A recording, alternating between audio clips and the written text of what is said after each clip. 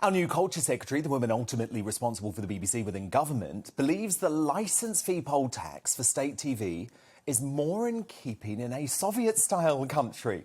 She also backed a campaign to decriminalise non-payment of the licence fee. We know this because she tweeted it. And she's completely right, by the way. On her blog, this is before she was named culture secretary yesterday, she even went further, writing such a structure of payment and aggressive persecution would be more in keeping in a Soviet-style country. It would appear that there is no politician in any party brave enough to take on the BBC for fear of retribution and punishment via its political reporting. She has also said the BBC is a biased left-wing organisation which is seriously failing in its political representation. Now, we need to know that Nadine Dorries, there she is, will show the same sort of balls when she's in the cabinet that she did in these incredible challenges when she was a contestant on I'm a Celebrity, Get Me Out of Here. I think it was 9 years ago. And remember, that TV gig actually saw her suspended from the party under David Cameron. But she's back now. She's back in the cabinet, and she must have the balls to not just talk tough about the need to reform the sprawling left-wing monolith that is the BBC, but to make genuine changes. The corporation's appointment just yesterday of a hard left-wing activist journalist, Jess Brammer, to run its news channels shows why such a programme of reforms is now an urgent necessity.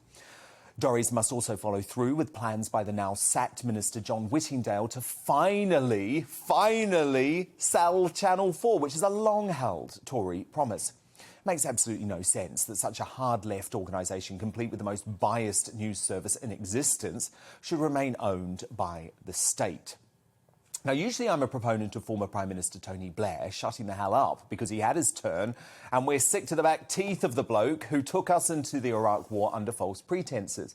So forgive me for just a moment for sharing a fascinating intervention he's made in a new book called Broken Heartlands by the journalist Seb Payne about Labour's former Red Wall. Speaking of those former Heartland Labour supporters, Blair slammed his party's metropolitan approach to the culture wars.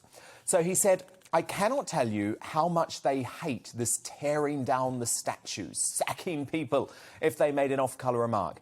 It's death to the left, and that is what will keep the right in power unless you deal with it. Keir will be smart enough not to engage in the culture war, but I don't think that's going to be enough for that vote. They're going to want him to engage on the right side of it. I disagree with Blair on one point, though. Keir certainly isn't smart enough to balance that. Has Tony forgotten this photo of the leader of no opposition and his uber-woke deputy taking the knee to score some cheap points at the height of the BLM movement? Tony might have done, but Red Wall voters won't forget that in a hurry.